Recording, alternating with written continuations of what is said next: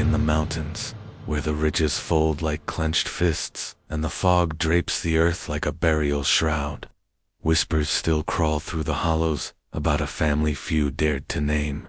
The Johnsons were not merely poor, nor merely strange. They were feared. Their land was avoided like cursed ground, their cabin blackened with rumors, their bloodline twisted into something that terrified even the hardest mountain folk. Some swore they ate their own. Others claimed they hunted the lost in the woods. In the dark corners of Appalachia, both were believed. This is the chilling legacy of the Johnson family, the most terrifying inbred cannibals whispered about in the American mountains. The first sound was not a scream. It was the creak of a wooden door, swollen with rot, opening slowly into the night. From inside came the faintest glow of firelight, wavering as if the flame itself were frightened to linger. The cabin stood deep in the Appalachian hollow walls, bowed inward, roof sagging, its boards black with age and smoke. For those who dared wander close, it seemed less a house than a wound upon the earth, something festering, something that breathed. And inside that ruin lived the Johnson family, a name spoken only in whispers, always with eyes cast down, as though even saying it aloud might summon something from the woods. They had lived there for generations, buried so deep in the mountains that no map bothered to mark their home. The Johnsons had been forgotten by the world, and yet, in their isolation, they became something more dreadful than forgotten. They became feared. They were not like other poor families scratching life from the rocky soil. No, their hunger went beyond cornmeal and beans. The stories told of their meals in winter when snow buried the hollows, when no game stirred in the forest, when neighbors went missing and were never found again. The Johnson bloodline twisted on itself like a snake devouring its tail. Brother took sister, father took daughter, cousin lay with cousin. From those forbidden unions came children who bore the weight of shame in their very bodies. Eyes set too close, jaws misshapen, limbs uneven, minds tethered to shadows. And yet, in the candlelit dark of the cabin, these children grew to adulthood. And they too became fathers and mothers, feeding the cycle until the family became almost unrecognizable as human. Still, they survive. If survival can be called living. The air inside their home was said to carry a stench, heavy and metallic, as though the walls themselves had absorbed blood. Iron kettles simmered day and night, their contents thick, unidentifiable. Some claimed they saw hides hung to dry, not of deer, but of something disturbingly human. Bones were found in the creek downstream, gnawed and split from marrow. No one dared ask too loudly where they had come from, for the answer lay too close, too near. Travelers passing through the mountains were warned to steer wide of the Johnson Hollow. Peddlers sometimes vanished. Hunters who entered never returned, and always, the Johnsons' land remained still, save for the occasional glimpse of a pale face in the trees, watching, silent, motionless. The children, some said, moved like animals, darting low to the ground, hair matted with leaves, eyes gleaming. To see one was to feel a cold hand upon the spine. The townsfolk knew. They whispered behind closed doors, told their children to never wander far, locked their barns and cabins at night. But no one went to confront the Johnsons. Fear held their tongues. Shame held their silence. In Appalachia, where survival was often cruel, people learned not to ask questions that might invite horrors to their own doors. And so the Johnson family remained untouched, a kingdom of hunger and shadow within their crumbling home. Yet hunger does not stay confined. It spreads, it beckons. And when the winter grew long and the roads grew icy, when strangers disappeared along mountain paths, the legend of the Johnsons grew louder. A community's fear can become a family's power.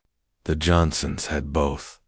What must it have felt like, inside that cabin, with the snow pressing at the walls, the fire guttering, the air thick with smoke and hunger, to hear the wind howling like a beast, and know the woods held no food, In such silence, a family turns upon itself, and love curdles into something unholy. A mother's hand that once cradled might tighten into a grip of possession. A father's eyes might search his daughter not with love, but with a hunger no one dared name. And the children, raised in shadows, would know no other life but this. The Johnsons lived not just in isolation, but in taboo, in a kind of exile, even among their own people. Their very existence became a warning what happens when secrecy festers, when shame is sealed behind walls and left to breed. They were not the first family to fall into the abyss of inbreeding and hunger, but in Appalachia, their name rang the loudest. And as the years turned, as generation folded into generation, their story became more monstrous, more impossible to separate from nightmare. But the nightmare was real. For those who crossed their path, there was no legend, only terror. The creak of a floorboard in the night, the shadow at the tree line, the sudden silence of the forest, as though even the animals knew to flee. And the cabin waiting, its door half open, its firelight flickering, calling the lost and weary inside. This was the beginning of the Johnsons' legacy, born of hunger, sustained by blood, buried in silence. A legacy that would haunt Appalachia, long after the last ember in their hearth had turned to ash. The Johnson family was not born monsters. They were shaped by silence, by exile, by a world that turned its back. Poverty in the mountains was cruel enough, but for the Johnsons, it was more than hunger of the belly, it was hunger of the soul. They were marked by shame from the beginning, whispered about by neighbors, eyed with suspicion in town. Children taunted them when they dared to appear at the schoolhouse. Their strange faces mocked, their twisted limbs imitated in cruel laughter. The Johnsons withdrew. They stopped coming to church. They stopped appearing at the market. The walls of their cabin became the only world they knew, and within those walls the rules of the outside no longer mattered. In that silence, secrecy thrived. The family intermarried, telling themselves it was necessity, not choice. Who else would have them? Who else would marry into a name spat like poison? So fathers took daughters, brothers took sisters, cousins joined hands, not in love, but in survival. And each generation bore children who carried the scars of that survival. Eyes clouded, speech stunted, bodies bent, minds half lost in shadows. Still, they lived. Still, they endured. And with every birth, the family grew further from the world outside. But hunger has a way of breaking even the most unbreakable. Winters in the Appalachian hollows were merciless. Snow drifted high, cutting them off from what little help might exist. Game vanished from the woods, rivers froze, cornmeal bins ran dry. In those nights, when the wind rattled the boards and the fire burned low, hunger gnawed at their insides until the family turned their gaze upon themselves. A sick child who did not survive, a grandmother who passed in her sleep. Flesh was flesh, and marrow was marrow. In the beginning, it was whispered necessity. Later, it became something darker. The neighbors heard things, cries that carried through the trees, muffled and quickly silenced. Strange figures seen moving through the woods at dawn, carrying bundles too heavy, too shapeless to be firewood. A stench, sickly sweet, wafting from the cabin on certain nights, when the smoke from their chimney rose thicker than usual. Hunters found bones along the creek bed cracked open, hollowed out. Some swore they were deer bones. Others said nothing, because they knew better. No one confronted the Johnsons. Fear held them back. Fear of what they might find. Fear of what might be done in return. The Johnson family had nothing to lose, and a family with nothing to lose is a dangerous thing. So the community pretended not to know, closing their eyes to the disappearances, burying their unease beneath silence. In Appalachia, survival often meant minding your own business. But silence has a cost. It allowed the Johnsons to sink deeper into their abyss, unchecked, unchallenged, unseen. Children growing up in that cabin never learned the difference between kinship and sin. They were born into darkness, raised by shadows, taught that the world beyond their hollow was an enemy. When they crept to the edge of the woods and saw other children laughing, they watched, not with envy, but with hunger. They were predators, shaped by neglect, by bloodlines twisted, until there was no straight path left. And yet there was always the fire, that single ember of humanity that refused to die, even in them. A child might cry for a mother's embrace, a sister might sing lullabies to a younger brother. For a moment, they were not monsters, they were human, but hunger would return, like a tide. The firewood would run out, the snow would pile against the door, the larder would be empty, and then the Johnsons would remember what they were, what survival demanded of them. It is easy to call them beasts, easier still to paint them as demons. But the truth is more haunting. They were human beings, driven beyond the edges of humanity.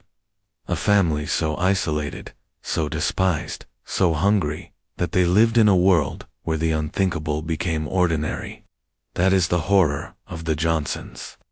Not that they were monsters, but that they were once like us. And still, the stories spread. Children were warned never to wander near the Johnson Hollow. Travelers were told to take longer roads, to circle wide around the valley. Stay away from the Johnsons, the locals whispered, or you'll never come back. It was not just a warning. It was a curse that clung to the name, echoing through generations. But curses do not remain locked away forever. What happens in shadows will one day bleed into the light. And the Johnsons, strange, starving, feared, were already leaving traces behind. Bones in the creek, faces at the tree line, silence too heavy to be ignored. Their story was only just beginning. The silence around the Johnson family could not last forever. Whispers have a way of becoming shouts, and in time, the fear that had once kept neighbors away began to coil back upon itself, choking the very community that had chosen to ignore them.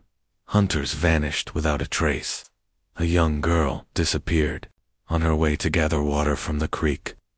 Livestock, tethered in pastures, were found slaughtered, their carcasses stripped in ways no animal would have done. The signs pointed in one direction toward the Johnson Hollow. Men spoke of it in taverns with low voices, their hands tight around bottles, their eyes darting toward the door. Mothers pulled children inside before dusk, barring the windows as though from wolves. But no one dared confront them. Not yet. The Johnsons had grown into something beyond human, in the minds of their neighbors, something untouchable, something cursed. To face them was to walk willingly into damnation, and yet the forest itself seemed to whisper of their presence. Strange shapes at the tree line, pale faces glinting in moonlight, a smell carried on the windfowl, rancid, unforgettable. Sometimes, in the dead of night, a knocking would sound on distant doors, slow and deliberate. By the time the lanterns were lit, there would be nothing outside but the endless dark.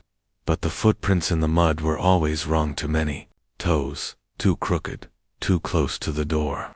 The people prayed it was superstition. Deep down, they knew it was not. The Johnsons themselves grew stranger with every generation. Their bodies bore the weight of twisted unions, their minds broken by a childhood of hunger and shadow. Some could barely speak, their words reduced to guttural sounds, but their eyes still gleamed with cunning. They learned to move like the animals they hunted, slipping through the forest unseen, listening, waiting. For a time, the mountains seemed to belong to them. It is said that once a group of boys dared each other to creep close to the Johnson cabin. They found the windows blacked with rags, the yard littered with bones. Animal, they hoped. But when one of them pressed his ear to the wall, he heard something that would haunt him for the rest of his life. A woman's scream, sharp and muffled, followed by the sound of chewing, wet and slow. The boys fled and never spoke of it again. Yet their eyes told the tale. By then, the Johnson name was no longer just a warning, it was a curse. Generations of isolation had created a family both feared and despised, but also used as a tale to keep children obedient. Finish your chores. or the Johnsons will come for you. Don't wander after dark, or the Johnsons will take you. Their story became folklore, part of the very soil of Appalachia, rooted in terror. But the truth, the raw, unbearable truth, was that the Johnsons were not monsters born of some other world. They were human, twisted by blood, broken by hunger, abandoned by a society that would rather whisper than help. What they became was the reflection of a cruelty larger than themselves, a cruelty of neglect, of poverty, of shame. The Johnsons were a family consumed not only by their own choices, but by the silence of everyone who looked away, and so their legacy endures, carved into the hills like scars. Long after the cabin rotted into the earth, long after their bloodline thinned into the silence of forgotten graves, their story remains. The Johnsons are still there in the whispers that travel through the trees, in the abandoned paths people refuse to walk, in the lingering fear that the line between human and monster is far thinner than we want to believe. If you listen closely, you may still hear it, the crunch of footsteps in the leaves, the faint cry carried on the wind, the gnawing silence that settles in your chest when the woods grow too still. That is their gift to Appalachia, their curse to us, all the reminder that horror is not found in legends, but in families. The Johnson family is gone, but their hunger born of silence, shame, and survival still echoes in the hills.